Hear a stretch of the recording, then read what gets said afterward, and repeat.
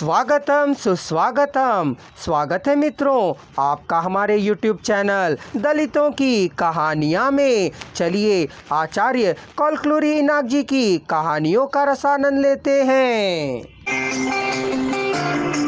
शुरू में तो पेशेंट्स नहीं आया करते थे, फिर भी वह वहीं डटकर जमा रहता था।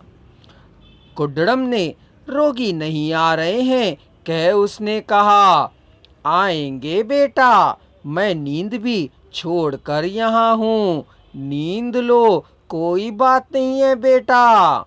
मेरे पास रोगी नहीं आएंगे। अनंतपुरम में अस्पृश्यों को छूने या छुआने तक की उन्नति नहीं हुई है। आप बेकार में श्रम कर रहे हैं सर। निराश मत हो, जो इंजेक्शन हानिकारक ना हो उन्हें दिया करो। इंजेक्शन के दाम बतलाकर पैसे लिया करो। एक सुई देने से तुम्हारा एक दिन भी गुजारा हो जाया करेगा। जो टैबलेट्स हानिकारक नहीं हैं उन्हें लिख कर दिया करो।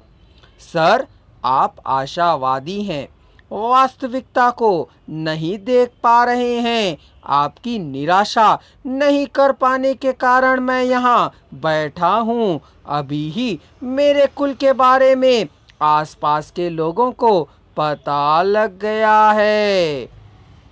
जान लेने दो, कोई नहीं आएगा सर। जानने के बाद तब का तब देखा जाएगा।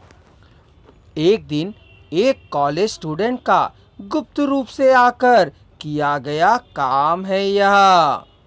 नरसिम्हमु ने उसे धैर्य दिलाकर इंजेक्शन खरीद लाने के लिए कागज पर लिख कर दिया।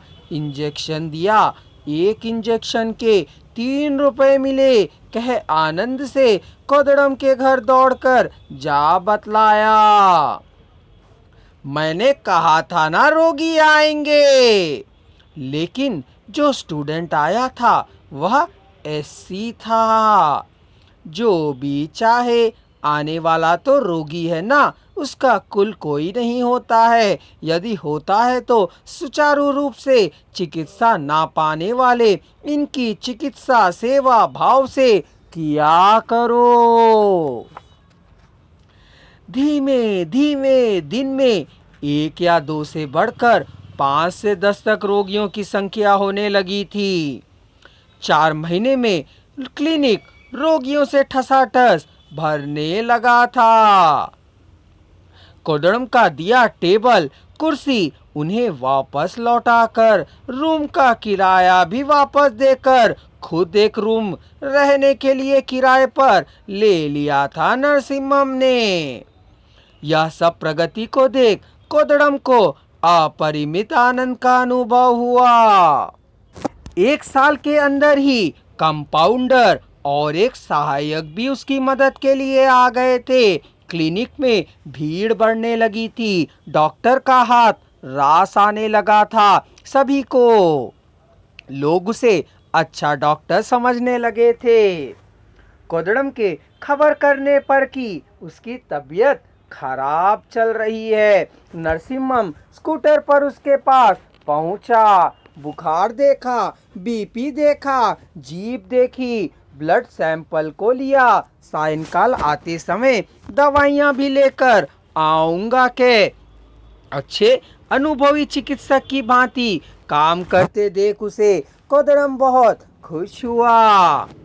इस बार भी एमडी की सीट नहीं मिली है कह डॉक्टर के हतोत्साहित होने पर कोई बात नहीं है। तुम्हारी प्रैक्टिस तो अच्छी चल रही है ना, यही काफी है कहा।